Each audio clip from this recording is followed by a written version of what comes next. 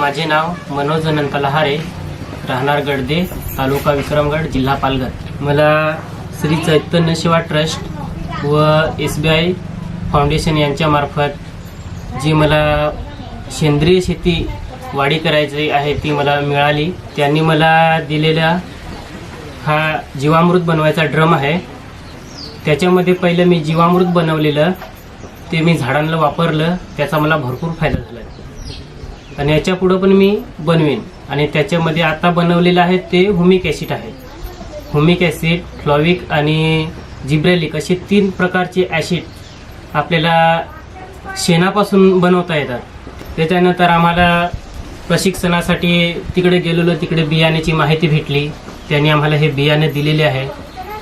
ते बियाणं मी पूर्ण लावलेलं आणि त्याच्यातून हे जे फळं पिकलेली त्याचे मी बी पकडले। ते हे बियाणं एवढं आहे माझ्याकडे, ते मी यंदा परत लागवड करणार आहे। याच्यातून मला भरपूर फायदा होईल। हे जे भाजीपाला लावला आहे तो आम्ही घरासाठी पण, खायला पण लावला आहे आणि विकायला पण लावला आहे। आणि विकून आम्हाला जवळजवळ 30,000 रुपयाचा इन्कम झाला आहे याच्यामधून, भाजीपाल्यामधून। ही सरांनी दिलेली मोटर, पहिलं माझ्याकडे डिझेल पंप होता, त्याच्यामुळं माझे पैसे भरपूर खर्च व्हायचे डिझेलला, परत मेहनतीला, पाणी भरपूर, वेस्टेज पाणी भरपूर जायचे। मग आता ह्या मोटरमुळे माझा फायदा काय झाला आहे, पाणी पण वाचतं आणि पैसे पण वाचतात। आणि कीटकनाशक बनवायला सरांनी भरपूर ट्रेनिंग दिली, आम्ही ट्रेनिंगला जाऊन आलोय। लसूण, अद्रक आणि मिरचीचा अर्क बनवलेला तो आम्ही कीटकनाशक म्हणून वापर करतोय। त्याच्यानंतर पपई आणि गूळ हे टॉनिक म्हणून आम्ही वापर करतोय। असे भरपूर त्यांनी काही आम्हाला मार्गदर्शन केलंय, हे आम्हाला दिले। याच्यामुळं कीटकनाशक कसे बनवायचे हे सगळं या तक्त्यावरती त्यांनी दिलेली माहिती आहे, ते आम्ही याचा वापर करतोय आणि बनवतोय आणि झाडांना उपयोग करतोय। हे सर मी पपईची रोपं बनवलेत घरीसाठी लावायला।